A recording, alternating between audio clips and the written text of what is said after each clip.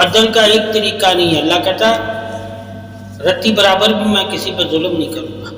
بھائی یہاں سمجھ کہ بچے نے کوئی ایسا عمل ہی نہیں کیا ہے، وہ ظالموں میں ہے ہی نہیں، معصوموں میں. پہلے آپ نے یہ دیکھنا بندہ معصوموں میں کیسے ہوتا ہے، پاک ہوتا ہے تو معصوم ہوتا ہے. تو معصوم جنتی ہے، وہ کسی جگہ پہ پیدا ہوتا ہے، کسی جگہ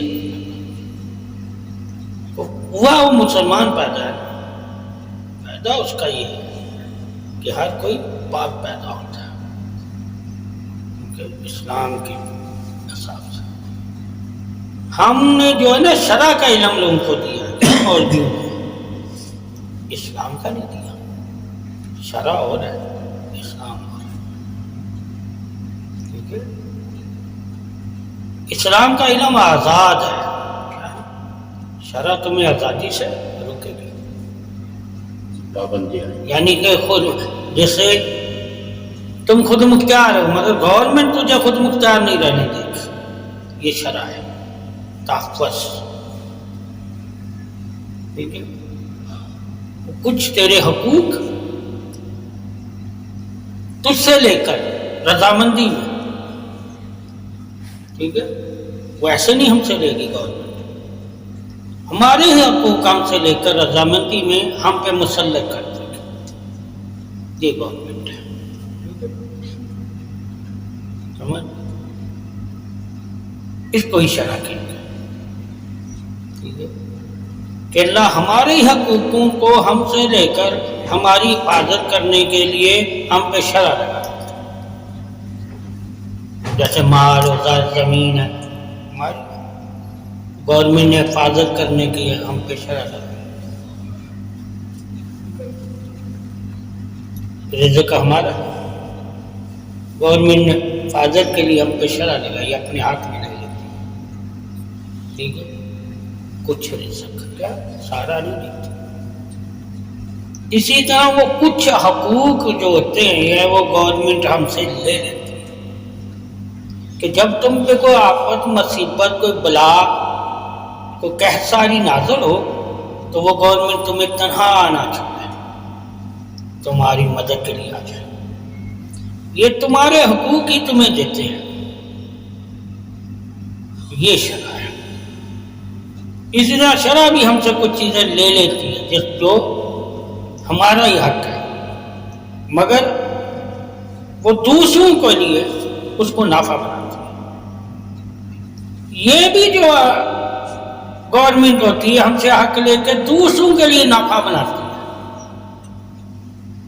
اگر یہ اصول پہ چلے، ٹھیک ہے، جو صحیح شرعاً اصول ہے انسان کے نافع کے اصول، یہ اصول نافع دیکھنا کہ انسان کے نافع کے لیے اصول کیا اختیار کیے جاتے ہیں، تو پھر تم اپنی گورنمنٹ کو سمجھو گے کہ گورنمنٹ ہی ہمارے لیے سب سے بڑا تحفظ ہے.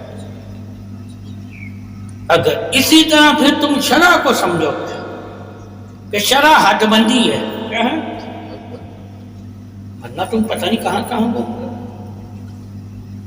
اسی طرح جو تمہارے ملک کا قانون ہے وہ حد بندی ہے. ٹھیک ہے، حدیں تمہیں بتائیں گے، اس حد سے تجاوز کرو گے وہ بھی کہے گے خارج. اسی طرح اللہ نے شرع میں بھی حدیں لگائی ہیں. اگر شرع کی بھی حدیں تم خارج کرو گے عبور کرو گے تو اللہ کہے گا ہم میں سے نہیں. یہی دنیا کا قانون ہے، دنیا کا.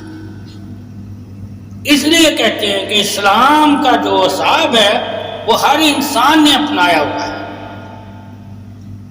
دین اسلام ہر انسان نے اپنایا ہوا ہے. ٹھیک ہے، صرف کیا ہے، اللہ کی توحید اور نبی کی رسالت کی طرف نہیں آتا.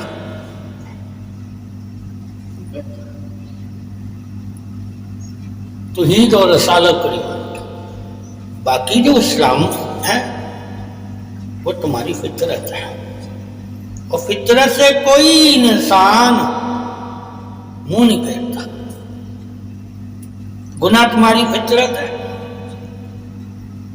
ٹھیک ہے، نیکی بھی تمہاری طرف۔ اللہ نے گناہ کے بارے میں لکھ دیا، نیکی کے بارے میں لکھ دیا، تو سمجھو تمہیں اسلام مل گیا۔ اب تو کیا کرتا ہے؟ اپنی فطرت کو ٹھیک ہے نکھارتا ہے، یا اپنی فطرت کے پردے ڈال کے گمراہ ہو جاتا ہے؟ تو گناہ سے واقف ہوتا ہے یا گناہ سے واقف ہی نہیں ہوتا؟ اسی لیے موت بھی تمہاری ایک فطرت ہے، تو موت سے واقف ہوتا ہے یا نہیں؟ اصل علم تمہیں اس کی واقعیت کے لیے دیا ہے۔ اللہ انسان کو چاہتا ہے، اس کی چاہت کا سب سے بڑا جو دعویٰ ہے وہ تمہیں علم دینا، سب سے بڑی دلیل کہ ہم اگر اللہ سے پوچھیں اللہ تو ہمیں پسند کرتا ہے تو اس کی کوئی دلیل دے، تو اس کی پسند کی دلیل اس کا علم ہے، جو اس کی پسند کی دلیل ہے۔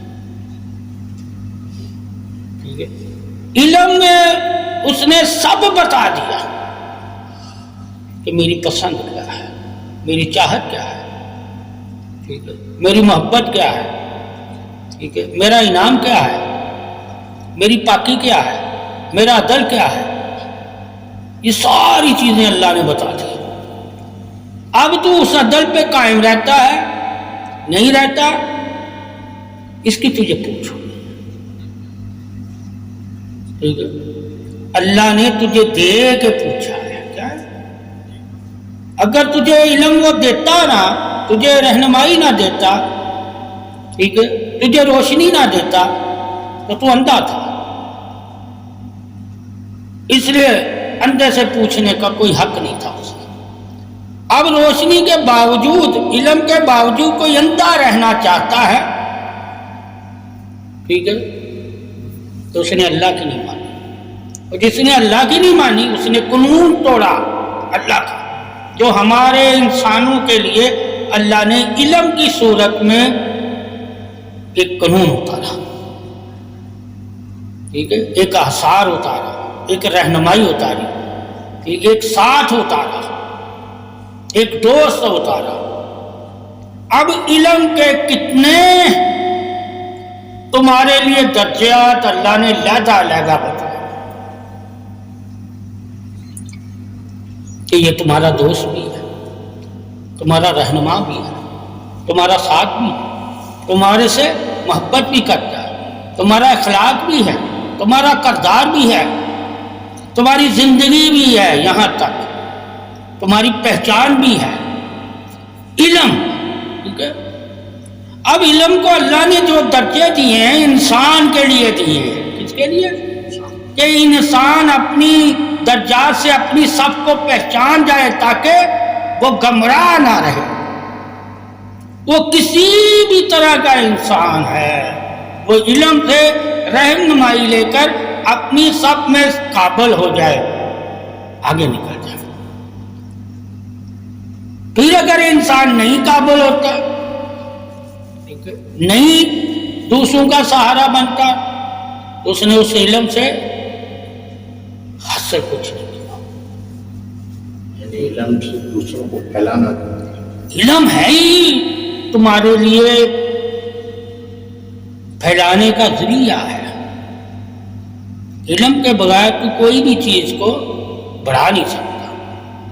جب تم پوری دنیا اور کائنات کے نظریے سے واقف ہو جاؤ گے کہ تمہیں اللہ نے عقل اور علم کس وجہ سے دیا ہے کہ ایک چیز کو تو بھی 10 طریقے سے اسے نفع لے سکے، ایک چیز 10 طریقے سے نفع لینا، یہ علم کی طریق ہے۔ جب تو ایک علم سے 10 طریقے سے کما نہیں پایا تو نے علم نہیں دیا اللہ سے۔ 10 ہاتھ تجھے دیتا ہے علم، کیا دیتا ہے؟ 10 ہاتھ، تو اکیلا نہیں رہتا۔ علم والا کسی بھی حال میں اکیلا نہیں ہوتا، ٹھیک ہے، وہ 10 رستوں سے وہ لوگوں کو اپنا دوست بنا لیتا ہے، اور لوگ علم والے کو نابا سمجھ کے چاہے دشمن بھی اس کے ہوں گے تو اس کے دوست بن جائیں گے. سمجھ گئے؟ دشمن بھی اس کی حفاظت کرے گا. کس کی؟ علم والے کی. اس لیے اصول علم میں لکھا ہوا ہے کہ اگر علم والا تمہارا دشمن بھی ہو تو اسے قتل نہیں کرنا، اسے قتل نہیں کرنا، مال غنیمت سمجھ لینا. جیسے دولت کو مال غنیمت سمجھ کے ضائع نہیں کرتے، رزق کو مال غنیمت سمجھ کے ضائع نہیں کرتے، تو علم والا سب سے بڑا دولت والا ہے، اسے قتل نہیں کیا جائے گا. یہ تمہارے بچوں کو علم کی دولت سے نواز دے گا، اور علم اس کی رہنمائی ہے، اور علم اس کی نجات ہے، اور علم اس کی بندے کی حفاظت ہے، اور علم اس بندے کی تعریف ہے، اور علم ہی اس بندے کی زندگی ہے. علم اس بندے کو زندگی دے گا، دشمن بھی اس کی زندگی کی حفاظت کرے گا اگر علم اس کے پاس ہے. اس لیے شرع میں یہ ساری چیزیں لکھ دی گئی کہ علم والوں کو بھی نہ قتل کرنا. یہ قیامت کی نشانیاں ہیں. یہ گمراہ ہونے کی دلیل ہے، یہ اندھیرے میں جانے کی دلیل ہے. اگر تم علم والوں کو قتل کرو گے تو تم جاہل ہو جاؤ گے. ٹھیک ہے؟ اس لیے کہا قیامت سے پہلے یہ سب سے بڑی نشانی ہوگی کہ لوگ علم والوں کو قتل کریں گے. یہ سب سے بڑی نشانی، اور ان سے رہنمائی نہیں لیں گے، ان کی عزت نہیں کریں گے، ان کا حفاظت نہیں کریں گے. جب علم والوں کی تم قدر نہیں کرو گے تو اللہ تمہیں آپس میں جہالت کی وجہ سے لڑا دے گا. تم پھر آپس میں لڑو گے جو حق کا علم جانتے ہیں. ٹھیک ہے؟ ان کے بارے میں تو علم والا بہت بڑی. اس لیے آپ صلی اللہ علیہ وسلم کے دور میں جب قیدی ہوئے، ٹھیک ہے، تو آپ نے علم والوں کو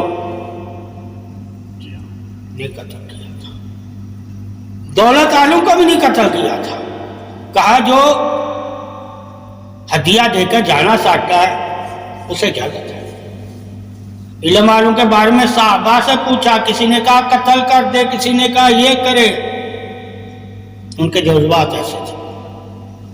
مگر آپ صلی اللہ علیہ وسلم نے فرمایا نہیں، یہ ہمارے بچوں کو تعلیم دے گا. ٹھیک ہے؟ اس لیے علم والا بہت بڑی دولت ہے تمہارے پاس. مگر وہ 10 طریقے سے تمہارے لیے نافع بنے تو، وہ 10 طریقے سے وہ نافع والا کہلائے تو. ٹھیک ہے؟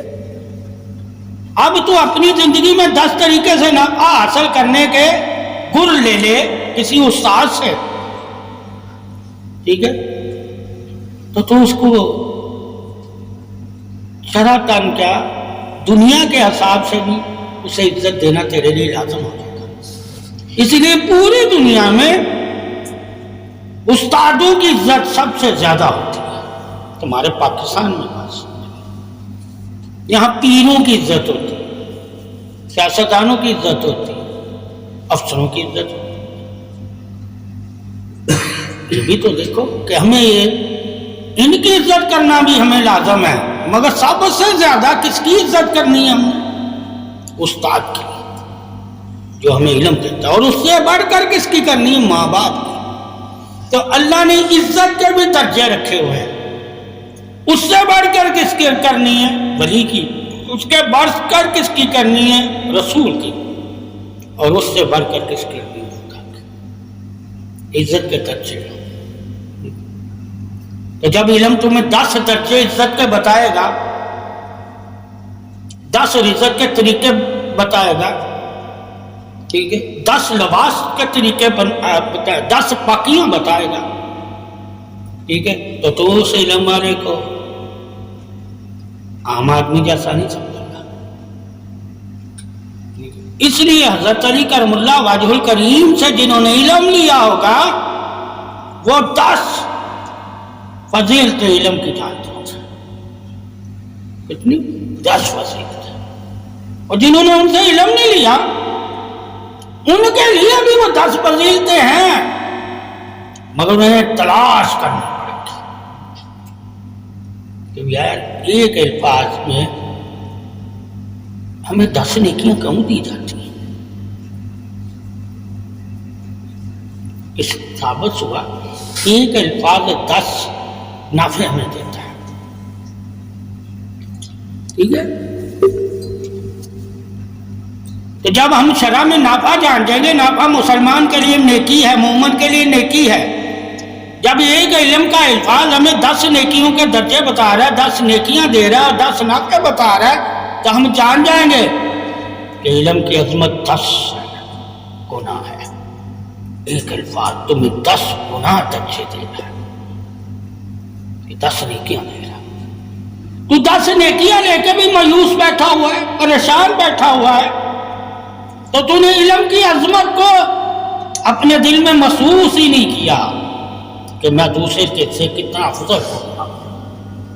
اگر تو اپنی فضیلت سے منکر ہے، ٹھیک ہے، تو دوسرے کے آگے گرے گا. علم پھر تمہیں کیا کرے گا؟ تجھے عظیم بنائے گا اور تجھے کہے گا اپنی عظمت کا تو خود پاسدار ہو جا، ہر کسی کے آگے اب تو نے گرنا نہیں ہے. تو یہ علم کی سب سے بڑی خوبی ہے کہ تیرا سر اٹھائے گا، تیرا سر نہیں جھکے گا کیسے آگے. اللہ تجھے دین دے کے بھی یہی کہتا ہے اور اللہ تجھے علم بھی دے کے یہی کہتا ہے،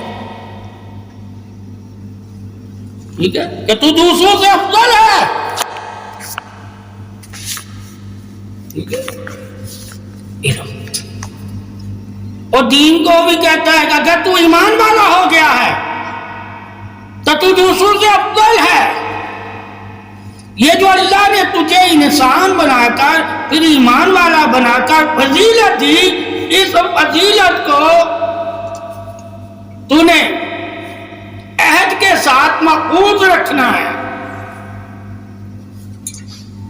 جب تو اللہ کے اس عہد کی حفاظت کرے گا جو اللہ نے تجھے دیا ہوا ہے فضیلت دے کر، اور تیرے ساتھ عہد کیا ہے کہ میرے علاوہ تیرا کوئی رازق نہیں ہے، میرے علاوہ تیرا کوئی مالک نہیں ہے، میرے علاوہ تیرا کوئی دوست نہیں ہے، میرے علاوہ تیرے کوئی ساتھ نہیں ہے، میرے علاوہ تیرا کوئی مددگار نہیں ہے، اور میرے علاوہ تیرا کوئی رہنما نہیں ہے. یہ وعدہ کیا جائے، تو نے اس سے وعدہ کیا. تو جب اپنے وعدے کا تجھے پاس ہوگا تو تو کسی اور کی طرف نہیں جائے گا. اس لیے علم والا اگر کافر بھی ہے کیونکہ وہ غلامی کو پسند نہیں کرتا. ٹھیک ہے، وہ غلامی کو پسند نہیں کرتا. ٹھیک ہے، وہ اپنی عزت کو برقرار رکھنے کی کوشش کرے گا، اپنی عزت کو بیچے گا نہیں. کیوں؟ علم تم کو سب سے بڑھ کر جو نفع دیتا ہے وہ نفع کیا ہے؟ تیری خود مختاری کو تجھ سے، تیری خود مختاری کو تجھ سے ہی تعریف والا بنانا، کہ تو تعریف والا بن جائے، دوسروں سے عظیم بن جائے، دوسروں سے زیادہ عزت والا بن جائے، اور دوسروں سے زیادہ ہمدرد ہو جائے، اور دوسروں سے زیادہ محبت کرنے لگ جائے، یعنی کہ تمام مخلوق سے زیادہ. تو جب علم والا ہو کے تمام مخلوق کی محبت اور عزت اور ادائے زندگی اور پاکی دیکھے گا تو تجھے پتہ چل جائے گا کہ میں علم والا کتنا ہوں، سے زیادہ عظیم ہوں. ٹھیک ہے، پھر تو تلاش کرے گا مجھ سے زیادہ عظیم کون، جو تجھ سے زیادہ ہے. پھر میں تو اس کی عزت کرے گا جو تجھ سے زیادہ دولت رکھے گا. تو کہے گا، اقرار کرے گا کہ میں اتنی دولت رکھتا ہوں علم کی، یہ مجھ سے اتنی زیادہ علم کی دولت رکھتا ہے، اسی طرح نظام بنے گا، عزت کا نظام، کس کا؟ پیروکاری کا نظام، برم کا نظام، مدد کا نظام، ہمدردی کا نظام، محبت کا نظام، یہ بھی نظام بنائیں گے علم والے، آسان تمہارے لیے، کیونکہ یہ جان گے کہ علم ہی تمہارے لیے سب سے زیادہ آسانیاں پیدا کرنے کے لیے اللہ نے انسان کو دیا ہے، اور جس کے پاس علم ہوگا وہ تمہارے لیے اللہ کا احسان ہوگا، وہ تمہارے لیے آسانیاں پیدا کرے گا۔ اس لیے روح زمین میں علم والوں نے ہی انسانوں کے لیے آسانیاں پیدا کی، چاہے وہ دنیا کی ہیں چاہے وہ دین کی، وہ سارے علم والے تھے۔ تو ثابت کیا ہوا؟ علمی احسانی کے لیے دلیل مثال حق ہے کہ علم والے تمہارے لیے راستے آسان نکالتے ہیں، ٹھیک ہے؟ اس لیے علم کو وسعت عطا کی اللہ نے، طاقت عطا کی اللہ نے، ٹھیک ہے؟ جو علم سے طاقتور ہو جاتا ہے وہ دوسروں کا بوجھ اٹھانے لگ جاتا ہے، اور علم کیا ہے؟ سب سے بڑی طاقت، جس نے سب سے بڑی طاقت کو اپنے وجود میں رکھا ہوگا وہ اس کا وجود کتنا طاقتور۔ تو ایسے انسان کو کبھی بزدل نہیں ہونا چاہیے، کبھی ڈرنا نہیں چاہیے، ٹھیک ہے؟ اور کبھی دھوکہ نہیں کھانا چاہیے، اور کبھی لالچ نہیں کرنا چاہیے۔ طمع، لالچ، حسد، بغض علم والے کے اندر نہیں ہونی چاہیے، تو علم تمام طاقتوں کو اپنے زیر کر لیتا ہے، یعنی تابع کر لیتا ہے۔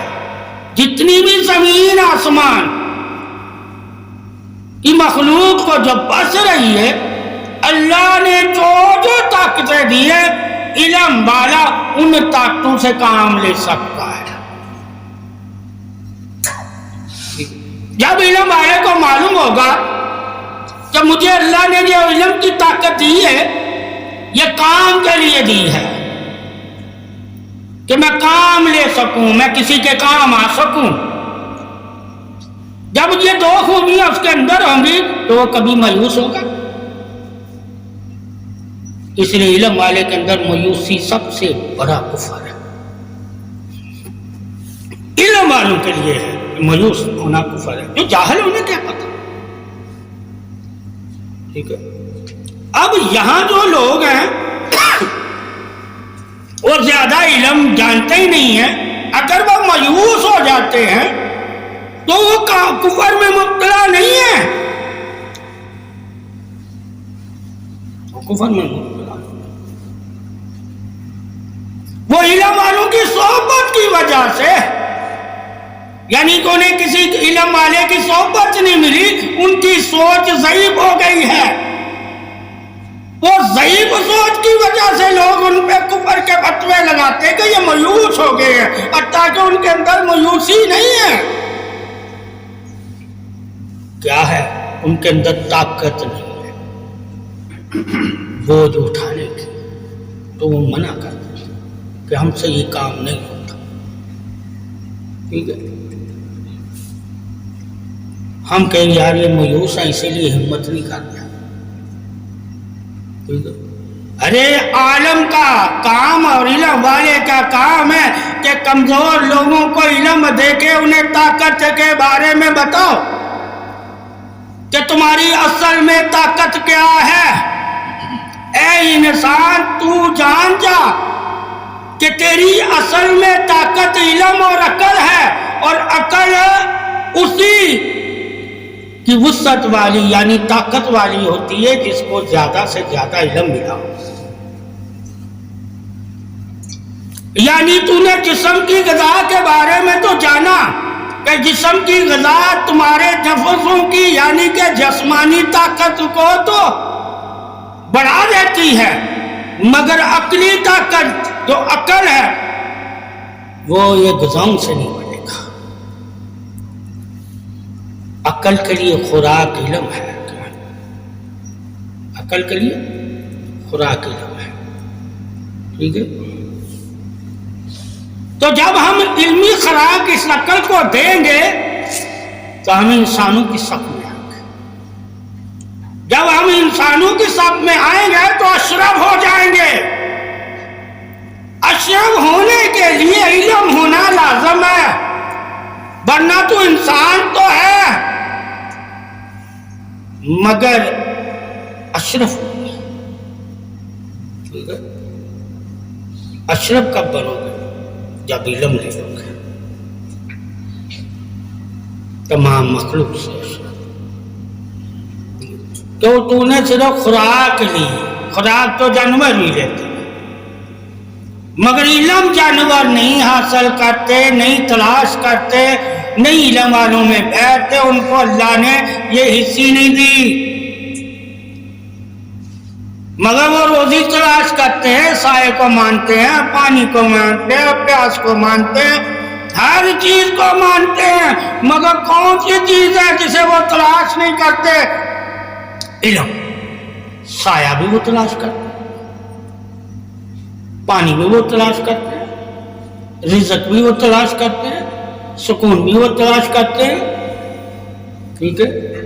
ان کے اندر بھی وہی تلاش ہے جو تمہارے اندر ہے، مگر تمہاری عقل جو اللہ نے دی ہے تو انہیں نہیں دی۔ تجھے اللہ نے عقل بھی دی، تجھے اللہ نے حص بھی دی، ٹھیک ہے؟ انہیں حصے تو دی ہیں، عقل نہیں۔ انہیں جو خبر ہو جاتی ہے سب سے پہلے وہ حص کی بدولت ہوتی ہے، ٹھیک ہے؟ اور تمہیں اللہ نے ان سے بھی بڑا علم عطا کیا، ٹھیک ہے؟ وہ بھی زمین و موسمی نشانیوں کو دیکھ کے محسوس کر لیتے ہیں کہ ایسا ہونے والا ہے۔ تجھے جب علم کا پتہ ہوگا کہ علم بھی تجھے نشانیوں کے ذریعے محسوس کرواتا ہے، اس سے ثابت ہوا عقل کے ساتھ محسوسات یعنی کہ حصوں کا ہونا بھی انسان کو اللہ نے دیا ہوا ہے، ٹھیک ہے؟ اگر وہ جانور کو حصے دی ہوئی ہیں محسوسات کی تو انسان کو بھی دی، مگر یہ انہیں اس دے یہ محسوسات کی دکھ سکھ، ٹھیک ہے، محبت احساس سب سمجھتے ہیں، سب سمجھتے ہیں، موت و زندگی سب سمجھتے ہیں، ظلم سمجھتے ہیں، سب وہ سمجھتے ہیں، ٹھیک ہے؟ کیا نہیں دیا اللہ نے اسے؟ عقل اور علم نہیں دیا، کیوں نہیں دیا؟ تب سب کو دیا۔ اللہ نے علم صرف انسان کے لیے رکھا ہوا تھا، کس کے لیے؟ انسان، ان کے لیے باقی ساری چیزیں علم۔ اب علم تمہیں ایک جنت کی طرف بلانے والا ہے، ایک تجھے انسانی زندگی کی پیدائش پرورش اور ثانی زندگی کے بارے میں بتاتا ہے، وہ بھی اللہ کا ہے،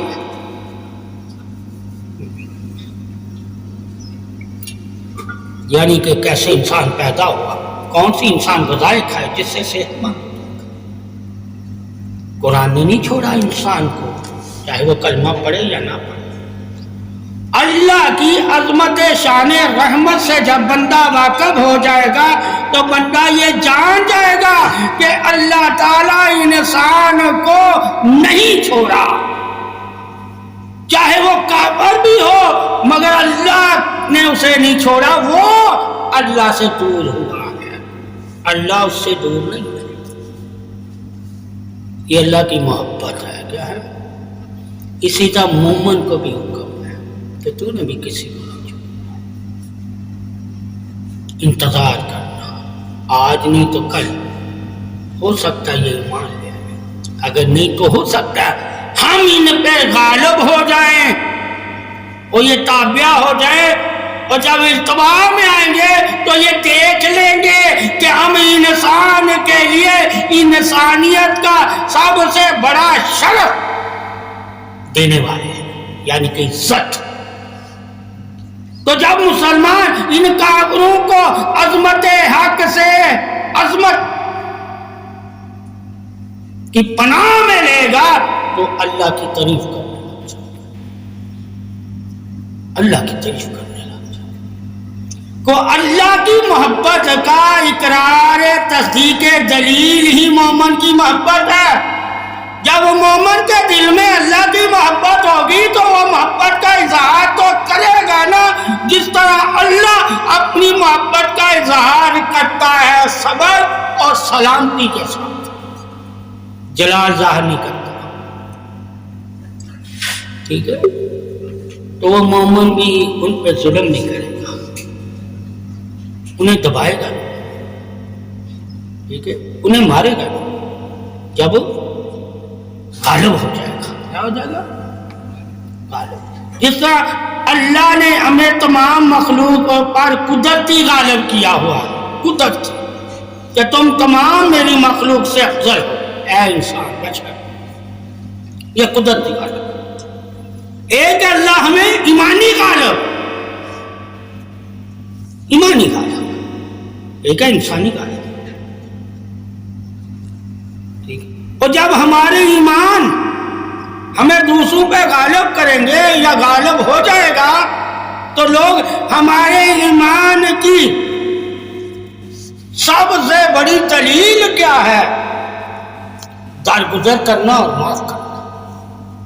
وہ ہماری شفقت اور محبت، درگزر اور معافی کو پسند کریں گے اور کہیں گے یہ مومن اتنے رحم دل ہیں، اتنے ہمدرد ہیں اور اتنے وفادار ہیں، تو یہ انہوں نے کہاں سے سیکھا؟ جبکہ ہم بھی انسان، وہ تم سے پھر پوچھیں گے کیا؟ جب تم اللہ اور رسول کے بتائے ہوئے طریقوں سے ان کے ساتھ چلو گے تو وہ تجھ سے پوچھیں گے کہ یہ تم نے کہاں سے سیکھا، یہ تم نے محبت کہاں سے حاصل کی، یہ تم نے ہمدردی کہاں سے حاصل کی، یہ تم نے بھائی چارگی کہاں سے حاصل کی، یہ تم نے ساتھ دینا اور ساتھ رہنا اور ساتھ والے کے لیے جان دے دینا تم نے کہاں سے سیکھا؟ اتنی وفا تو کسی بھی دین میں نہیں ہے جتنی وفا تمہارے دین میں ہے،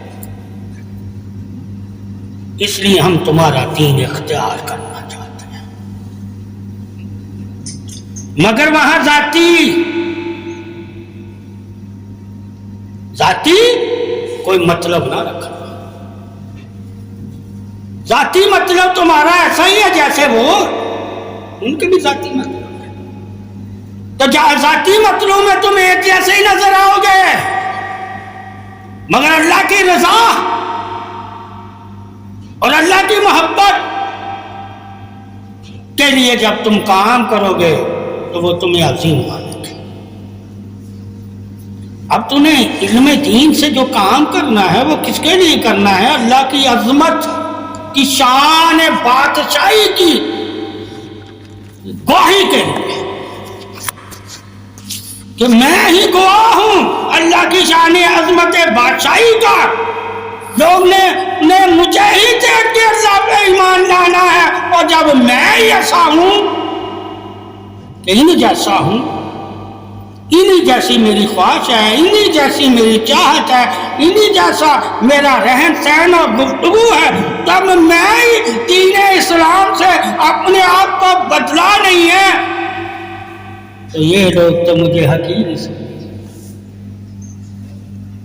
تو ثابت ہوا تیرا بدلنا ہی دوسروں کے لیے عظمت ہے۔ اس لیے اسلام کہتا ہے پہلے خود کو سیکھ۔ یہی دنیا کا قانون ہے کہ پہلے خود کو تحفظ دو پھر دوسرے کی مدد کرو۔ اسلام نہیں ایسا، عام انسان کو ایسا۔ تمہیں دنیا دار یعنی کہ جو دین اسلام سے واقف نہیں ہے، جب تو اس سے بھی پوچھے گا کہ میں کسی کی مدد کرنا چاہتا ہوں کیا کروں، تو وہ بھی تجھے کہے گا پہلے تو طاقتور ہو تو کمزوروں کو پکڑ، پہلے تو اپنی حفاظت کر تو دوسروں کو پکڑ، وہ بھی تجھے یہی بات کرے گا، اسلام بھی یہی بات کرے گا۔ تو سمجھ گیا کہ یہ تو فطرت ہی ہے، یہ دین الہی فطرتی ہے کہ اگر تو بچا ہے تو دوسرے کو بچائے گا نا۔ تو اس لیے تمہیں دنیا دار بھی لوگ یہی علم دیتے ہیں کہ دوسرے کی مدد کرنی ہے تو پہلے تو اپنی مدد کر، اپنے آپ کو سیف کر، پھر دوسرے کی طرف لپکنا۔ اللہ بھی یہ کہتے ہیں کہ پہلے اپنے آپ کو جنتی بنا، پھر دوسروں کو جنت کی طرف بلانا، تاکہ دوسرے جان جائیں کہ واقعی تو جھوٹا نہیں ہے۔ وہ اگر تجھے پوچھے کہ تیرا دین راحت قلب و جسم و جان ہے، تیرا دین راحت قلب اور جسم و جان ہے، راحت دینے والا ہے، اور تو خود پریشان بھٹک رہا ہے، تو بتا تجھے کیا راحت ہے، تجھے کیا راحت ہے؟ تو تجھے راحت کا علم نہ ہو کہ میرے دین نے مجھے کیا راحت ہے۔ تو کہ نہیں یار اس طرح تم لوگ پریشان ہوتے ہو اسی طرح ہم پریشان ہوتے ہیں، ٹھیک ہے، تم بھی انسان ہو ہم بھی انسان ہیں، ٹھیک ہے۔ تو وہ بشر والی مثال دیتے، تو ایمان والی مثال نہ دے۔ ایمان والی کیا مثال ہے؟ ٹھیک ہے کہ میں تمہاری طرح ہی کھاتا پیتا اٹھتا بیٹھتا سوتا جاگتا ہوں، مگر مجھ میں فرق ہے کہ میں تمہارا رسول ہوں اور تم میرے امتی ہو۔ فرق کس پہ ہے؟ رسالت۔ تیرا اور عام انسان میں فرق کیا ہے؟ کہا بے شک میں تیری طرح ہی پریشان دکھی سب کچھ ہوتا ہے، تیری طرح کھاتا پھرتا اٹھتا بیٹھتا ہوں، مگر فرق مجھے ہے میں ایمان والا ہوں، میں اللہ کے بھروسے پر خوشی کے ساتھ ثابت قدم ہوں، لڑکھڑاتا نہیں ہوں۔ اب جب تو یہ کہے گا میں اللہ کے بھروسے پر خوشی سے ثابت قدم ہوں، لڑکھڑاتا نہیں ہوں، تو اس کی تجھے دلیل دینی پڑے گی کہ تیرے پاس تو 1 روپیہ نہیں ہے، تو تو مانگ رہا تھا۔ اگر تو واقعی اللہ کے بھروسے پہ ثابت قدم تھا تو تو میری طرح مانگ رہا تھا۔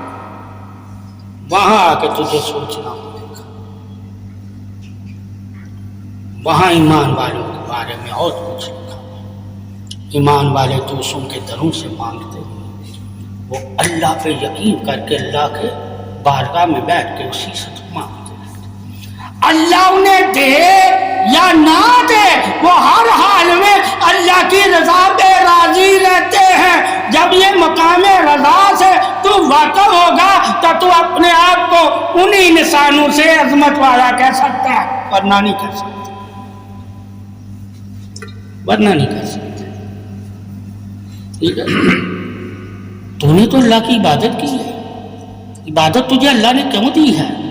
تاکہ تو عبادت کے ذریعے اللہ کو راضی کر سکے۔ تجھے رزق کیوں دیا؟ تاکہ رزق کے ذریعے تو اللہ کو راضی کرے۔ تجھے علم کیوں دیا؟ تاکہ علم کے ذریعے تو اللہ کو راضی کرے۔ تجھے جسمانی طاقت کیوں دی؟ تاکہ طاقت کے ذریعے اللہ کو راضی کرے۔ تجھے دولت کیوں دی؟ تجھے بیوی بچے کیوں دیے؟ تاکہ تو بیوی بچوں کے ذریعے اللہ کو راضی کرے۔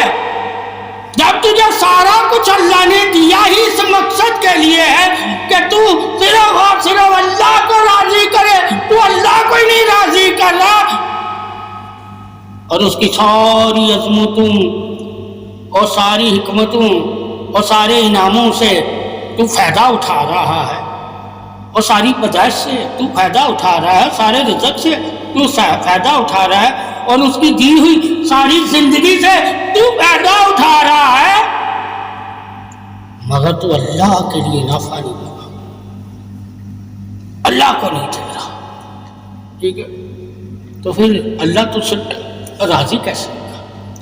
اللہ نے تجھے جو بھی دیا ہے وہ دیا ہی اللہ نے تجھے اپنی رضا کے لیے ہے، اور جب تو اللہ کے دیے کا مقصد جان جائے گا علم کے ذریعے تو تو جانے گا کہ اللہ نے یہ ساری دولتیں، عظمتیں، طریقے، بزرگیاں، پاکیاں، پرہیزگاریاں، تقوی، عبادتیں، ذکر و ذکر، ہم کلامی، شرط بندگی، روشنی، نور، انبیاء، رسول، اولیاء اور صحابہ ہمیں کیوں دی ہے؟ صرف ایک مقصد، صرف ایک مقصد، تاکہ تم کسی کو بھی دیکھ کر اللہ کو راضی کر سکو، جس طرح انہوں نے اللہ کی رضا کے لیے اپنی زندگی کو اللہ کے لیے واقف کر دیا اور اللہ کو راضی کرنے لگ گئے، اسی طرح تم جب ان کو دیکھو یا ان کے علم تمہارے پاس آ گیا، ٹھیک ہے، نسل در نسل، تو اس علم سے تو جان جا کہ یہ علم کیوں میرے پاس آیا ہے، اللہ کی رضا کے لیے آیا ہے، تاکہ تو اللہ کو راضی کرنے والا اللہ کا برگزیدہ بندہ بن جائے۔ جب علم کے ذریعے تو اللہ کو راضی کرنے والا اللہ کا برگزیدہ بندہ بن جائے گا تو اللہ تجھ سے کتنی بھی محبت کرے گا، ایک ماں سے بڑھ کر 70 ماں جیسے۔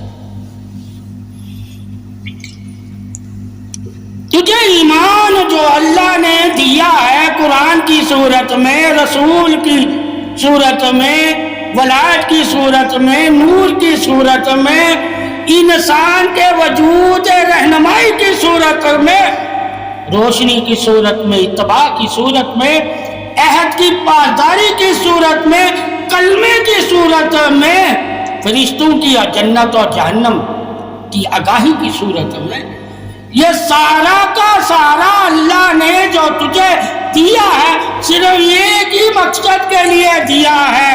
وہ مقصد کیا ہے؟ اللہ کا بندہ، کہ اللہ کا تو بندہ بن جائے۔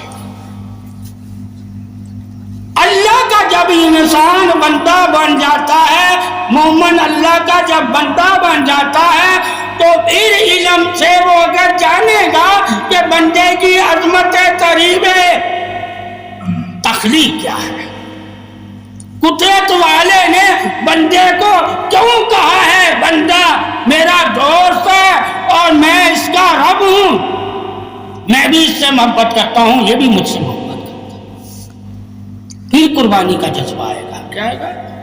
جب اللہ اور بندے کی محبت سے تو واقف ہو جائے گا، محبت اظہار حق ہی جذبہ ایمان قربانی ہے،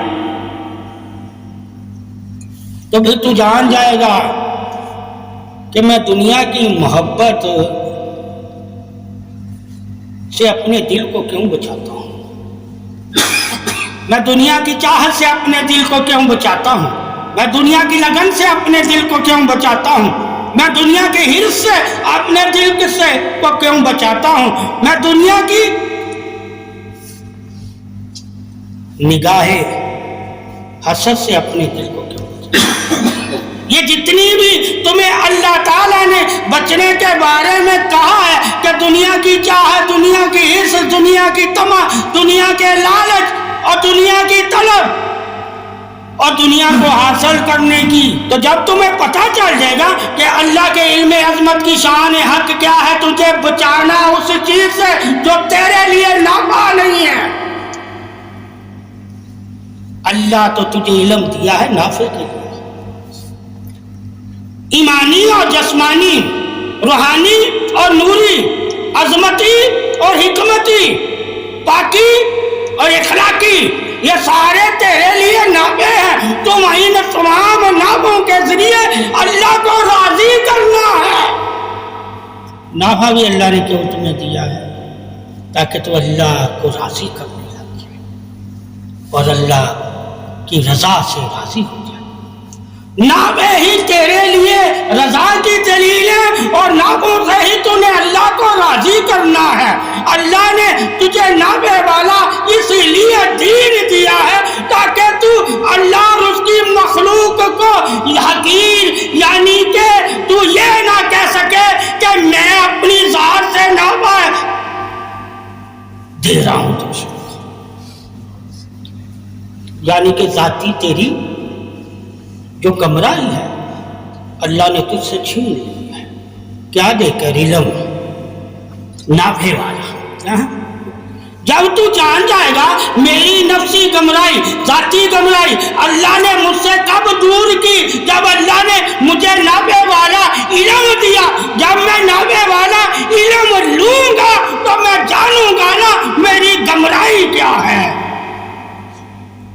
میری گمراہی کیا ہے. اور جب میرے پاس نافع والا علم ہی نہیں ہوگا تو مجھے کیا پتا نافع کس میں ہے اور نقصان کس میں. جب تمہیں نافع اور نقصان کی خبریں ہی نہیں ہیں، علم ہی نہیں ہے، حص ہی نہیں ہے، جستجو ہی نہیں ہے، اور تجھے نافع اور نقصان کا کوئی احساس ہی نہیں ہے، تو تم جان لینا میں نے علم اتنا لیا ہی نہیں. جتنا علم لیتے جاؤ گے اتنا ہی نافع کا اور نقصان کا تجھے پتہ چلتا ہے اور اللہ سے ڈرنے لگ جاؤ گے. علم والا ہی اللہ سے سب سے زیادہ ڈرتا بھی ہے اور سب سے زیادہ اللہ کا شکر بھی کرتا ہے. ٹھیک ہے، اسے شکر کے طریقے بھی معلوم ہیں، اور جن جن چیزوں سے، جن جن باتوں سے، جن جن زبانوں سے، جن جن حرکات سے، جن جن کاموں سے، جن جن نگاہوں سے، جن جن احساسوں سے اور جن جن صحبت سے اللہ نے اسے منع کیا ہے، ڈرایا ہے، وہ پھر اس دن سے ڈرنے لگ جائے گا. ٹھیک ہے، تو یہ ڈر ہمارا نہیں ہے، یہ ڈر ہمارا اللہ نے ہمیں یہ ڈر دیا ہے تاکہ ہم کہیں جہنمی نہ ہو جائیں. جب ہم جان جائیں گے اللہ نے جو مومن کو ڈر دیا ہے، یہ اللہ نے مومن کے لیے جنت کی دلیل رکھا ہوا ہے، ایمان کی سلامتی رکھا ہوا ہے اور مومن کی پہچان رکھا ہوا ہے. ڈر کیا ہے؟ متقی ہونے کی دلیل ہے ڈر. جب تم لوگ اللہ سے ڈرو گے نہیں، نہ ایمان کی سلامتی والے بنو گے، نہ متقی، نہ پرہیزگار بنو گے. ٹھیک ہے، اس لیے ڈر اللہ نے تمہیں اپنی طرف بلانے کے لیے تجھے دیا ہے تاکہ تو اس کا ہو کے رہے. کیا رہے؟ اتنی محبت کرنے والا، اتنی اپنی محبت کی طرف بلانے والا اور اپنی محبت کے لیے تجھے اپنی تعریف دینے والا وہ صرف رب ہی ہے. اللہ کی محبت کی تعریف ہی تخلیق ہے، اس کی تخلیق. اور پھر اللہ کی محبت کی عظمت دوستی کی تعریف کون ہے؟ اللہ کا بندہ مومن اس کی دوستی کی تعریف کہ اللہ کا دوست بنے گا. ٹھیک ہے، ایمان تجھے اللہ نے کیوں دیا ہے؟ تاکہ تو دوستی والا ہو جائے، تو بھروسے والا ہو جائے. ٹھیک ہے، تو وفا والا ہو جائے، تو درگزر والا ہو جائے، تو صبر والا ہو جائے، تو سلامتی والا ہو جائے، تو پاکی والا ہو جائے، تو توحید و وحدت اور رسالت اور ولایت والا ہو جائے. یہ درجے اللہ نے تجھے دوستی میں دیے ہیں. حقیقت میں اللہ ہی ہے، حقیقت میں اللہ ہی ہے، مگر دوستی جب تم جانو گے تو دوست بھی ہے. اس لیے علم سے دوستی کے بارے میں بھی پڑھو کہ اللہ علم میں اپنے دوستوں کے بارے میں یعنی کہ ولیوں کے بارے میں کیا فرما رہا ہے کہ جو میرے دوست کا دوست ہے وہ بھی میرا دوست ہے اور جو میرے دوست کا دشمن ہے وہ بھی میرا دشمن ہے، چاہے وہ کلمہ گو ہی کیوں نہیں. کہ اگر وہ واقعی اللہ اور رسول रसूल पे ईमान रखता होगा तो वो कैसे उसके दोस्तों का दुश्मन होगा? उसकी ईमान की तस्दीक की गवाही अल्लाह की दोस्ती को मानना है। अल्लाह को मानना दीन में ईमान नूर की गवाही नहीं, सिर्फ तौहीद वहदहू ला शरीक की गवाही है। गवाहियां अलग है। तो एक गवाही की वजह से उसकी 99 गवाहियां दी, एक गवाही की वजह से। वो क्या गवाही है? जो तेरी पहली गवाही है वो अल्लाह की तौहीद है, ला इलाहा इल्लल्लाह मुहम्मद रसूलुल्लाह। ये तेरी जो शहादत है, गवाही है, तेरा जो इकरार है, तेरा जो यकीन है और तेरी जो सलामती है, ला इलाहा इल्लल्लाह मुहम्मद रसूलुल्लाह।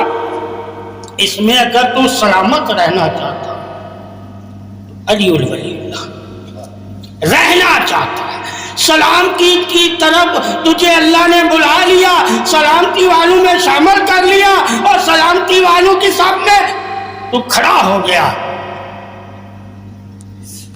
अब अल्लाह का दोस्त क्या वो उसे मानने का, अल्लाह की सिफत दोस्ती को?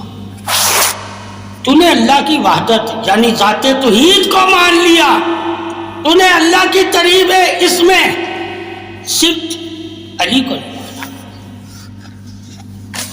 तो ईमान में नूर वाला नहीं है, मगर ईमान की सब मालूम है। अब ईमान की सब मालूम में शामिल होने के लिए तुझे कलमा यानी ला इलाहा इल्लल्लाह मुहम्मद रसूलुल्लाह पढ़ना पड़ता है, तो तू ईमान की सब मालूम में शामिल होता है। मगर ईमान वाला होने के लिए तुझे अलीउल वलीउल्लाह कहना पड़ता है, तो फिर तू ईमान वाला हो जाता है। एक है ईमान की सब बालों में शामिल होना, एक है ईमान वाला होना। तुम में से कौन मोमिन है, कौन मुनाफिक है? अब तुम एक ही सब में खड़े हो जाते हो तो वो ईमान वालों की सब है। अब उसमें कौन से ईमान वाले सलामती वाले यानी कि जिनकी अल्लाह इबादत कबूल करता है, और कौन है मुनाफिक यानी कि जिनकी अल्लाह इबादत उनके मुंह पे मार देता है।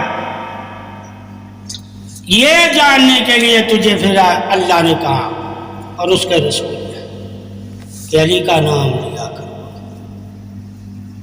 अली की जिसके दिल में मोहब्बत होगी वो ईमान की सलामती वाला यानी कि नूर वाला होगा, और जिसके दिल में अली की मोहब्बत नहीं होगी, बुग़्ज़ होगा, वो नूर वाला नहीं होगा, वो ना ईमान वाला होगा, वो मुनाफिक होगा। तो इल्म से हमें मुनाफिक का भी पता चला, इल्म से हमें वलायत का भी पता चला, इल्म से हमें तौहीद और रसालत का भी पता चला, इल्म से हमें जन्नत और जहन्नम का भी पता चला, इल्म से हमें फरिश्तों का भी पता चला, इल्म से हमें ज़ाहिर और गैब की मदद के तरीके और साथ का भी पता चला। अल्लाह ने जो जो हमें दिया है वो सब अल्लाह ने इल्म की सूरत में दिया है। अब जो इल्म की सूरत में अल्लाह ने हमें दिया है वो क्यों दिया है? हिफाजत के लिए। तूने अहद किया हुआ है अल्लाह से हिफाजत का, यानी कि सादिकुल अमीन होना, कि मैं अल्लाह तेरी दी हुई इमानत की हिफाजत करूंगा। तो सबसे बढ़कर अल्लाह की तरफ से तेरे पास कौन सी इमानत है? वो अल्लाह का कलाम है, यानी कि अल्लाह ने जो इल्म दिया है मुझे, ये सबसे बड़ी दौलत है। इसकी हिफाजत सबसे बड़ा तेरा इम्तिहान है, और इसको ज़ाया करना, इसकी नाफरमानी करना, इससे मुंह फेर लेना सबसे बड़ा तेरे लिए अज़ाब है। ठीक है, और इसकी ना मानना जहन्नमी होने की दलील है, चाहे तो कलमा पढ़ना। अल्लाह ने जो शरफ वलायत को दिया वही शरफ अल्लाह ने कुरान को दिया, और जो कुरान को दिया वही वलायत को दिया, और अल्लाह ही देने वाला बेनियाज है। इसलिए आप सल्लल्लाहु अलैहि वसल्लम फरमाया कुरान और अली हमेशा साथ साथ। یعنی کہ قرآن کن میں فرق کرتا ہے؟ مومن اور کافر میں، ٹھیک ہے؟ اور علی کن میں، ولایت کن میں فرق کرتی ہے؟ مومن اور منافق میں، ٹھیک ہے؟ تو فرق قرآن بھی کرتا ہے، فرق ولایت بھی کرتی ہے، مگر دونوں کے درجے لاتا ہے۔ ایک علم کی صورت میں ہے، ایک ذات کی صورت، ٹھیک ہے؟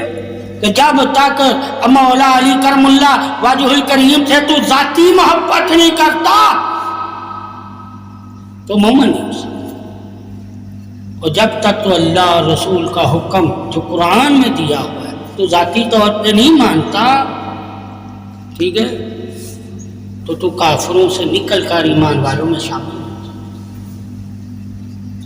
ٹھیک ہے؟ اس لیے صلاۃ قرآن نے بار بار کہا۔ تو پہچان کیا رکھنی؟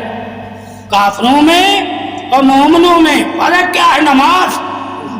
اور منافقوں میں اور مومنوں میں فرق کیا ہے؟ کہا ولایت۔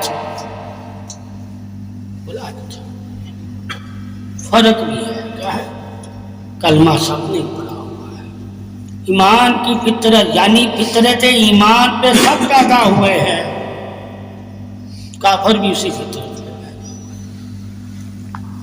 مگر اپنا ہی اصل ہے کہ کس نے کس کو اپنایا ہوا ہے۔ جس کو اپنایا ہوگا، جس کی مشابہت حاصل کی ہوگی، قیامت والے دن اس کے ساتھ ہوگا، ٹھیک ہے؟ یہ اللہ کی شان ہے۔ جب اللہ کی توحید کی شان سے واقف ہو جاؤ گے کہ تم کلمہ پڑھ کے بھی اگر مشابہت نہیں اپناتے، ٹھیک ہے، تو تم ایمان کے اس درجے میں نہیں ہو جس درجے میں اللہ پسند کرتا ہے، ٹھیک ہے؟ یہ کہ پسند کرنا کیا ہے؟ یہ بھی جاننا لازم ہے، ٹھیک ہے؟ ایک ہے ایمان لے آنا، ایمان کے لیے پسند کرنا۔ اللہ نے فلاں کو ایمان کی دولت دی تھی، اس کے علاوہ اس کو نیکی کے لیے پسند ہی نہیں کیا، یہ بھی پھر حدیثوں سے جاننا ہے کہ اسے ایمان کی تو تبلیغ دے دی مگر زندگی بھر اس نے ایک نیکی نہ کی، اب درجہ بندی بھی شروع ہو گئی۔ کہا اگر 70,000 گناہوں کے دفتر بھی اس کے ہوں گے مگر اس نے کلمہ پڑھا ہوگا اور کبھی زندگی میں شرک نہیں کیا ہوگا، شرک نہیں کیا ہوگا، میں اسے معاف کر دوں گا، ٹھیک ہے؟ پتا معافی کلمے سے بھی مل جاتی ہے مگر درجات نہیں ملیں گے۔ اب جو مسلمان درجے حاصل کرنے کے لیے اگلی صفوں کو میں جانا چاہتا ہے وہ پھر علم سے معلوم کرتا ہے کہ ولایت کی صف کون سی ہے، ٹھیک ہے؟ دوستی کی صف کون سی ہے، عالم کی صف کون سی ہے، متقی اور پرہیزگار کی صف کون سی ہے، عام مومن کی صف کون سی ہے، حافظ عالم کی صف کون سی ہے۔ ان صفوں میں اللہ نے ان لوگوں کو کیا اختیار دیے ہوئے ہیں، وہ کتنے لوگوں کو اپنے ساتھ جنت میں لے کر جا سکتے ہیں، اور جن کو اللہ بخش رہا ہے انہیں کیا اختیار دیا، وہ صرف اپنے آپ کو جنت میں سکتے، وہ کسی کی شفاعت نہیں کر سکتے، کیا نہیں کر سکتے؟ یہ درجے، یہ درجے۔ اس لیے دنیا میں بھی یہ ہوتا ہے کہ ایک انسان کسی کے لیے کچھ نہیں کر پاتا اور ایک انسان 10 لوگوں کے لیے کرتا ہے، تو تعریف کس کی ہوگی؟ جو 10 لوگوں کے کام کر رہا ہے، وہ سب میں آگے ہے۔ یہی دین ہے ہمارا، ٹھیک ہے؟ کوئی تعریف ایسی نہیں ہے جو انسان کی عقل میں نہ آئے، جب اس کی عقل ہوگی تو ہو جانے گا نا کہ ہاں یار دنیا کی سب میں بھی ہم درجے حاصل کرتے ہیں، ایک سے دوسرے جگہ نکلنے کے لیے۔ اللہ بھی یہی کہے گا،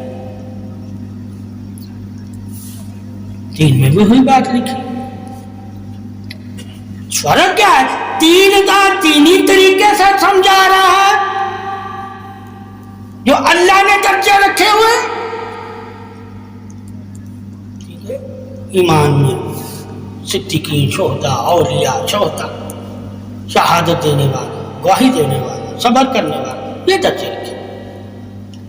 اور دنیا دار کس درجے میں بتا رہا ہے؟ مال و زر کے، ترقی کے، ٹھیک ہے، سپاہی ہے، سپہ سالار ہے، افضل ہے، وہ کہہ رہا ہے اس کے آگے جھکو، اس کی تعریف کیا کرو، وہ تم سے افضل ہے۔ اللہ کہہ رہا ہے اس کی تعریف کیا کرو جو میرا دوست ہے، متقی ہے، پرہیزگار ہے، صابر ہے، وہ تم سے افضل ہے۔ دونوں کی ایک ہی سوچ ہے، سوچ کا معیار ایک ہی ہے، مقصد ایک جیسی نہیں ہے۔ ایک دنیا داروں کی سب میں کھڑا ہو کر وہی سوچ کا معیار ظاہر کر رہا ہے، مگر وہ ظاہر دنیا کے انعامات سے کر رہا ہے، اور ایک دین کی سب میں کھڑا ہو کر وہی سوچ کا معیار ظاہر کر رہا ہے، مگر وہ اللہ کے بندوں برگزیدوں کی صفوں میں ظاہر کر رہا ہے جنہیں اللہ پسند کرتا ہے۔ ایک کو جنہیں دنیا دار پسند کرتا ہے وہ اس کی تعریف کر رہا ہے، ٹھیک ہے، اور ایک جنہیں اللہ پسند کرتا ہے وہ اس کی تعریف کرتا ہے۔ یعنی کہ اللہ کی پسند سے واقف ہونے والا اللہ کے پسندیدہ بندوں کی تعریف کرے گا، اور دنیا کی پسند سے واقف ہونے والا دنیا کے پسندیدہ بندوں کی تعریف کرے گا۔ تو فطرت ہو گئی کہ ہماری فطرت ہے تعریف کرنا، مگر تعریف کے معیار کو جاننا، راستہ کون سا، ٹھیک ہے، کون سا دنیا کے حساب سے تعریف کر رہا ہے اور کون سا اللہ رسول کے حساب سے، دین کے حساب سے۔ تعریف ہر کسی کو کرتے ہوئے پاک ہے، ٹھیک ہے، تو پھر کیا ہے؟ دین فطرت ہے۔ فطرت کیا ہے؟ تمہاری تعریف، یعنی کہ کوئی بھی شخص دنیا میں اگر انسانی صورت میں علم حاصل کر کے اپنے آپ کو عظیم بنانا چاہتا ہے تو اس کی ایک ہی خواہش ہوتی ہے، ٹھیک ہے، میں تعریف والوں میں شامل ہو جاؤں، میں تعریف والوں میں شامل ہو جاؤں۔ دنیا میں جن کے نام تھے، جنہوں نے کوئی کردار کیے، تو میں بھی ایسا کوئی کام کر دوں کہ میرا بھی نام زندہ ہے۔ ایک کیا کر رہا ہے؟ دین والا، میں بھی ایسا کام کر دوں جو اللہ کے دوستوں میں سب میں شامل ہونے والوں نے کیا، تو میرا بھی نام زندہ رہے اور میں بھی زندوں میں شامل ہوں جاؤں۔ دونوں ہی زندگیاں ہی چاہتے ہیں، فرق کیا ہے؟ ایک دنیا کی زندگی تک نام چاہتا ہے، ایک دنیا اور آخرت کی زندگی میں بھی نام چاہتا ہے۔ وہ مومن ہوتا ہے جو دنیا اور آخرت کی زندگی کے لیے کام کرے، یعنی کہ ایک نے دنیا اور آخرت کی دونوں زندگی کے لیے کام کیا، وہ مومن۔ ایک نے صرف دنیا کی زندگی کے کام کیا، آخرت کی زندگی کے لیے کوئی کام نہیں کیا، تو آخرت کی زندگی میں وہ داخل ہی نہیں ہوا۔ لا الہ الا اللہ محمد رسول اللہ، یہ تمہارا داخلہ ہے مرنے کے بعد والی زندگی کے لیے، اس سے ہی زندگی مرنے کے بعد والی راحت والی ملے گی جو لا الہ الا اللہ محمد رسول اللہ علی الولی اللہ پڑھا ہوگا جیسے۔ اور یہاں کی زندگی تو ہر کسی کو ملے گی، کوئی پڑھے نہ ملے، کوئی پڑھے نہ پڑھے۔ اس لیے زیادہ تر لوگ اسی زندگی کو اپنی زندگی سمجھ کے اس زندگی میں اپنا نام روشن کرنا چاہتے ہیں، اور مسلمان اس زندگی کی بھی روشنی ہے اور آخرت والی زندگی۔ وہ مسلمان ہوتا ہے جو اس زندگی میں بھی اپنے نام کو زندہ رکھا جائے اور آخرت میں بھی اس نام کی زندگی سے زندہ ہو جائے۔ وہ کیا ایمان والی زندگی، نفس والی زندگی دنیا کی ہے، وہ صرف دنیا کی زندگی میں اپنا نام پیدا کرنا۔ ایمان والی زندگی دنیا کی بھی ہے اور آخرت کی بھی ہے۔ یہ زندگی وہ زندگی ہے جو اللہ نے ایمان والوں کو روشنی کے ساتھ دی، مگر دنیا کی روشنی کے ساتھ تو کافر بھی زندہ ہے، کافر بھی زندہ ہے، مگر ایمان نور کی روشنی کے ساتھ مومن زندہ ہے۔ وہ اس روشنی کو بھی اللہ کی روشنی سمجھتا ہے کہ یہ جو دنیا کے ذرے ذرے روشن ہے یہ اللہ کے نور سے ہی روشن ہے، یہ خود سے روشن نہیں ہے، اس لیے کسی کو وہ خدا نہیں سمجھتا، وہ اللہ کو ہی اپنا رب مانتا ہے۔ ٹھیک ہے کہ روشنی ہی تو تعریف ہے اللہ کی، تعریف ہے اللہ کی۔ جب اسے معلوم ہو گیا کہ روشنی ہی اللہ کی تعریف ہے تو وہ بندہ مومن اللہ کی ہی پھر تعریف کرنے لگ جاتا ہے اور پھر اس تعریف سے فائدہ اٹھاتا ہے جو اللہ نے روشنی کی صورت میں۔ یہ جو روشنیوں سے فائدہ اٹھانے والے ہیں، جب ان سے پوچھا جائے کہ یہ روشنی کس نے دی ہے اور جس نے تمہیں یہ روشنی دی ہے اس دنیا کی روشنی سے تو نہ مارا اور اسے ہی تو اپنا رب نہیں مانتا، اللہ نے پھر کہا میں نے تمہیں نفع دیا، تجھے نفع دیا ہے، یہ دنیا کی روشنی بھی ہے انسان تیرے لیے نفع ہے، ایمان کی روشنی بھی انسان تیرے لیے نفع ہے۔ تو جب ہم نافع کے بارے میں قرآن حدیث میں پڑھ لیں گے کہ کن کن روشنیوں سے، کن کن چیزوں سے، کن کن نفعوں سے اور کن کن اسموں سے ہم نافع کما رہے ہیں، تو یہ سارے نافع اللہ کی طرف سے ہے۔ جس کی طرف سے تمہیں سارے نافع ملے ہیں تو اسے نافع والا نہ کہے کہ اللہ ہی نافع میں وعدہ ہوا ہے۔ اس طرح اللہ نے کہا میں بے نیاز ہوں۔ جب تم جان جاؤ گے کہ میری بے نیازی عظمت حق کیا ہے کہ میں کافر کو بھی نفع دے رہا ہوں مگر آخرت میں یہ خسارے والے، دنیا میں یہ میری بڑی ہوئی چیزوں سے نفع اٹھاتے تھے مگر میری تعریف نہیں کرتے تھے، میرا رزق کھاتے تھے میرا شکر نہیں کرتے تھے، میں نے زندگی دی تھی ان کو مگر میری بندگی نہیں کرتے تھے، میرے مقصد کو بھول گئے جو میں نے انہیں پیدا کر کے انہیں بتایا تھا کہ تمہاری پیدائش کا مقصد کیا ہے۔ تو جب انسان اپنے مقصد کو بھول جائے گا تو اسے غافل کہا جاتا ہے، اور غفلت کفر ہوتا ہے۔ کیا ہوتا ہے؟ پھر ان کو کہا گیا کافر ہو گئے، ٹھیک ہے؟ تو مومن غافل نہیں ہوتا، بیدار ہوتا ہے۔ پھر انہیں کہا یہ نور والے ہو گئے، اگر بیدار رہتے ہیں۔ روشنی دی کیوں ہے تمہیں؟ بیداری کے لیے، اور جو اندھیرا دیا وہ راحت کے لیے، جسمانی راحت، غفل نہیں۔ کہا مومن اس سے میں بھی غافل نہیں ہوتا، جب سویا ہوتا ہے عبادت لکھی جاتی ہے اسے، تو وہ جانتا ہے کہ میں سوں گا تو میری عبادت لکھی جائے گی۔ اس نے علم میں پڑھ لیا تو وہ باوضو ہو کر ذکر کرتے ہوئے سوتا ہے۔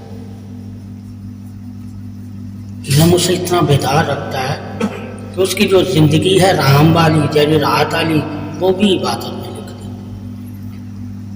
اگر اس نے پڑھا ہوگا، تو اگر وہ نہیں بے وضو سوتا ہے، غافل ہو کے سوتا ہے، اللہ کا ذکر ہی نہیں کرتا، اس کی سونا عبادت نہیں لکھتا۔ تو مسلمان کو معلوم ہونا چاہیے نا، میرا سونا عبادت کیسے بنے گا، اللہ کا ذکر کیسے بنے گا؟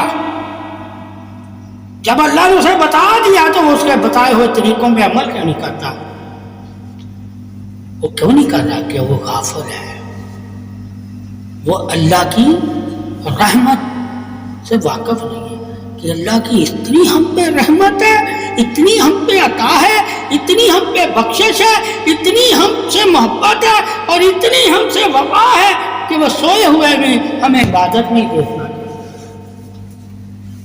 یہ اللہ کی محبت کا سب سے بڑا تمہارے لیے، ٹھیک ہے، تاریخ کا یہ موضوع ہے. کتنی محبت کرتا ہے اللہ مومنوں سے. ان کا سونا بھی عبادت لکھ دیتا ہے، ان کا بیوی سے ملنا بھی عبادت لکھ دیتا ہے، ان کا بچوں کے لیے پرورش کرنا بھی عبادت لکھ دیتا ہے. باقی کسی مخلوق کا عبادت نہیں لکھتا، پرورش لکھتا ہے. مسلمان سے اتنی اللہ محبت کرتا ہے کہ اگر اپنی بیوی بچوں کی پرورش بھی کر رہے تو اللہ کہتا ہے یہ بھی عبادت ہی کر رہا ہے. اگر ان کے لیے رزق حاصل کر رہا ہے یہ بھی عبادت ہے، اگر رات کو سو رہا ہے یہ بھی عبادت ہے. مگر اللہ کو یاد رکھے، اس سے غافل نہ ہو تو پھر تمام عبادت ہے. یہاں تک کہ مسلمان کا سانسیں لینا بھی عبادت ہے اگر اللہ سے غافل ہو. تو یہ اصل چیز، ہم لوگ اصل غافل ہو جاتے ہیں، ٹھیک ہے، علم نہ ہونے کی وجہ سے. ورنہ یہاں بیٹھے ہوئے ہمیں اگر علم ہو تو ہم کہیں یہ بھی عبادت ہی ہو رہی ہے. علم ہو تو پھر ہمیں یہاں آنا اچھا لگے گا. اور ہم کس لیے آتے ہیں؟ مطلب کے لیے، یعنی کہ مطلب نفس کو ہوتا ہے، نفس پریشان ہو جاتا ہے، ٹھیک ہے، اس کو سکون دینے کے لیے، بیدار کرنے کے لیے نہیں آتا. علم تمہیں بیدار رکھے گا، سکون تو جانور بھی لے لیتا ہے. تو یہ انسان نے سوچنا ہے کہ میں کسی علم والے یا صوفی یا کسی بزرگ کے پاس جا رہا ہوں تو میں صرف مطلب کے لیے جا رہا ہوں. میرا مطلب کیا ہے جو اللہ کا حکم تھا کہ علم والوں کی صحبت میں بیٹھ کے علم لیا کرو، علم لیا کرو، ان کی خدمت کیا کرو، انہیں راضی رکھا کرو، انہیں اپنی پریشانی نہ بتایا کرو، ان سے دعا لے لیا کرو. پھر یہ ہمیں علم ہوگا تو ہم پھر کسی کے حجرے میں خلل نہیں پیدا کریں، اس کے آرام میں خلل نہیں پیدا کریں. تو جب ہر بندہ خلل پیدا کرے گا، ٹھیک ہے، تو وہ جان جائے کہ اس نے علم نہیں لیا تھا. علم نہیں لیا، جس نے علم نہیں لیا وہ تمہیں پریشان کر دے گا، اور جس نے علم لیا وہ تمہیں پریشانی کی حالت میں بھی تجھے خوش کرنے کی کوشش کرے گا. اسے پتا ہے میری پریشانی دور ہی اسی وجہ سے ہونی ہے، اگر میں خوش کروں گا اللہ مجھ سے خوش ہو جائے گا، میری پریشانی دور ہو جائے گی. یہ مقام بھی بندے کو معلوم ہونا چاہیے. صرف دکھ کے مقام معلوم ہے بندے کو، یہ نہیں معلوم کہ اللہ نے طریقہ کیا بتایا ہے اپنی پریشانی سے نکلنے کا. کہ اگر تم پریشان ہو جاتے ہو تو اللہ والوں کے پاس جانا تمہارا لازم ہے، مگر وہ طریقہ بھی تو سیکھا کہ ان کی باتوں پہ عمل کرنا تم نجات پا جاؤ گے. ٹھیک ہے، جب عمل ہی نہ کرو، ٹھیک ہے. دعا صرف کیا، دعا کس کے لیے قبول ہوتی ہے؟ انسان کے لیے. اور انسان کس کو کہتے ہیں؟ جس نے علم لیا ہو. اور جس نے علم لیا ہو وہ پھر خدمت کرتا ہے. کیا کرتا ہے؟ اسے پتا ہے جب میں اللہ کی رضا کے لیے اس بندے کی خدمت کروں گا تو اللہ سے جب دعا کروں گا تو اللہ قبول کرے گا. یہ درجہ معلوم جب ہوگا، علم لوگے تو تم کسی بھی جگہ کسی کو پریشان نہیں ہوگا.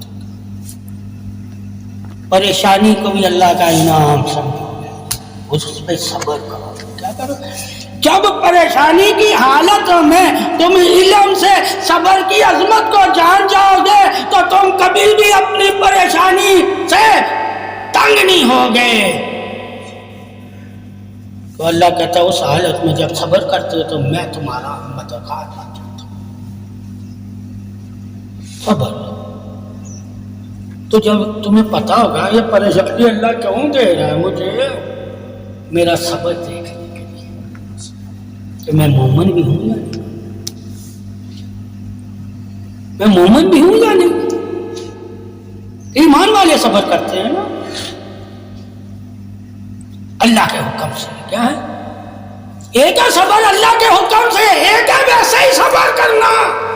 وہ تو ہر چیز صبر کرتی ہے، یعنی کہ کافر بھی صبر کرتے ہیں، جانور بھی صبر، مگر انہیں حکم نہیں ہے. کیا نہیں ہے؟ کہ وہ اللہ کا حکم نہیں مانتے، انہیں علم نہیں دیا. تو جن کو علم اللہ نے نہیں دیا ان کے صبر کو بھی تجھے ماننا ہے، مگر ان کا صبر ان کے لیے نافع نہیں ہے. ایمان والوں کا صبر ایمان والوں کا نافع. تو صبر کی بھی قسمت تمہیں معلوم ہو جائے گی. یار صبر تو کافر بھی کرتا ہے، صبر تو منافق بھی کرتا ہے، صبر تو جانور بھی کرتا ہے، مگر اللہ کہتا ہے ان کا صبر میرے دوستوں جیسا نہیں ہے. تو نے صبر کیسا کرنا ہے؟ اللہ کے دوستوں جیسا، تاکہ تو بھی اللہ کا دوست ہو جائے. وہ اللہ کے دوستوں جیسا صبر نہیں کرتے، نہ وہ اللہ کے دوست ہوتے ہیں، نہ اللہ انہیں دوست بنایا ہے، نہ اللہ انہیں کبھی دوست بنائے گا. صرف ایمان والوں کو ہی اللہ دوست بنائے گا، اور ایمان والوں کو ہی اللہ نے دوستی کے بارے میں بتایا. یہ فرق آئے گا، ورنہ صبر تو ہر چیز میں تمہیں نظر آئے گا. مگر دیکھنا صبر کرنے والا اللہ کا دوست ہے یا کافر ہے یا منافق ہے. ان کے صبر کے بارے میں اللہ نے کیا کہا؟ ان کے صبر کا انہیں دنیا میں ہی صلہ دے دیا جائے گا، مرنے کے بعد ان کے صبر کا انہیں کوئی صلہ نہیں ملے گا. صبر کے صلے بھی بانٹ دیے تاکہ یہ کافر بھی نہ کہیں کہ اللہ صبر کرنے والوں کو نہیں دیتا. کہا کافر کو بھی دیتا ہے اللہ، اگر وہ بھی صبر کرتا ہے. جانور کو بھی دیتا ہے اگر وہ بھی صبر کرتا ہے. منافق کو بھی دیتا ہے اللہ، وہ بھی صبر کرتا ہے. مگر اللہ کہتا ہے اس لیے انہیں دنیا میں اس کا دے، آخرت میں. جو مومن ہوگا اس کو دنیا اور آخرت، قبر، حشر، ہر جگہ ہی اجر دے گا.